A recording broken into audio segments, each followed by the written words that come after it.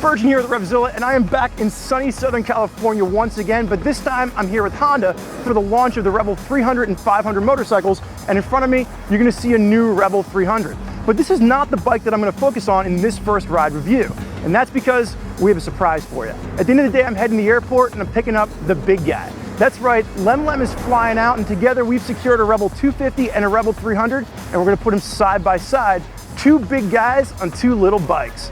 And while I'm getting ready to roll with that, make sure you subscribe to us on YouTube so you can keep up with that larger form of content once it rolls out. As for me, I'm ready to take you out for a ride in the Rebel 500 through the streets of Los Angeles.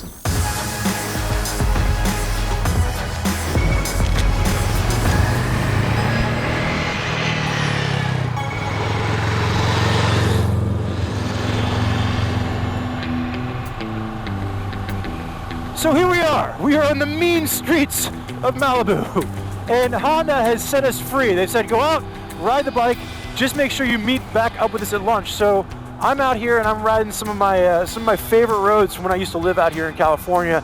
And really what I want to do is just have a conversation with you about what you can expect as a difference between the Rebel 300 and the Rebel 500 motorcycles. And really when we talk about the differences, there's only two differences that we're looking at here. And that is going to be engine and weight, because everything else is pretty much the exact same between these two bikes. Now before we jump into those differences, quick note for the ergonomics on this. There's a noticeable difference between the old 250 and then hopping on a 300 and a 500. I feel like I'm much more upright. I feel like I have much more control over the bike. I really like the mid controls on this versus the controls on the old Rebel 250. And for new riders, you know, this is gonna be something that I feel just makes you feel like you're more in control of the bike itself. Now I still have, you know, all the creature comforts of the old bike, and what I mean by that is the easy reach to the ground. I was talking to one of our co-workers that is actually a Rebel aficionado, and she was concerned that it was going to be too tall. Now the seat height on this is just around 27 inches, still a very easy reach to the ground if you're a shorter rider. Now if you're a taller rider like myself at 6'3", I do feel like I'm a little bit cramped up on this. Now personally, I don't mind smaller motorcycles, but I'm going to say that if you're over 6 foot, it is something to note. Now the engines between these two bikes are not new engines for Honda. These are going to be tried and true engines within their lineup. I think Honda has something like 10 motorcycles that are sub 500 cc's, and that's not including their dirt bikes. So it's extremely evident that Honda is giving us a push to attract new riders into the fold, and I think they deserve a huge pat in the back for that. If you're a new rider out there, if you're a rider considering getting a motorcycle, you know, as you're watching this, do it. Come, join us. It is a ton of fun. Now, between these two bikes, 300, 500. Both bikes are going to be the same size, same fit.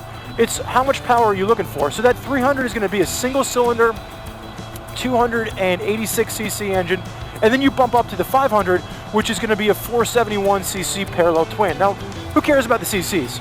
Really what you're looking at is, when I got between these two bikes and I hopped in the 500, it's honestly, it's night and day. So the 300 was buzzy. It definitely felt a little bit more strung out at highway speeds, and it just didn't have the oomph that I was really kind of hoping for. I think for new riders it'll be plenty, but if you're a larger rider like myself, or maybe you're looking at getting into a second motorcycle, you're getting more power with the Rebel 500. Now how much more power? The engineers wouldn't give us an exact number, but they gave us a roundabout. So with the smaller bike you're getting somewhere around 25, 26 horsepower, and then when you get up into the larger Rebel 500, you're getting up into 45, 46 horsepower. That's extremely notable. That's like almost double the amount of power between these two bikes. And with the parallel twin, you're getting a much smoother experience too. So not only do you feel like you have more oomph, you know, hitting you, but the experience itself on highway speeds, it's just a much more capable machine.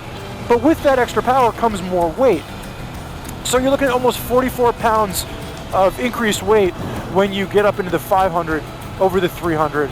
And I think the 300 curb weight is somewhere around 370 pounds, and this is going to come in around 415, again, depending on whether or not you're going with the ABS versions of these particular motorcycles. You're also going to get an increase in price.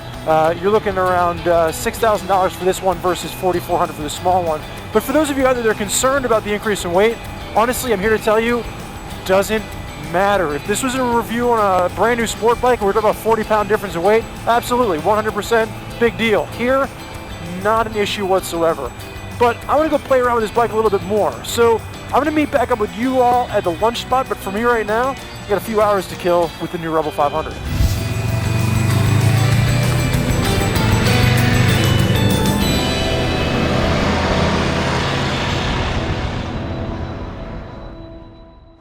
So my time here with the Rebel 500 has come to an end, and really what I've learned is this is a more appropriate entry-level machine for Spurgeon-sized riders. Just because you're starting out doesn't mean that you need a bigger bike in size. You might just need a little more oomph to get your larger load down the highway.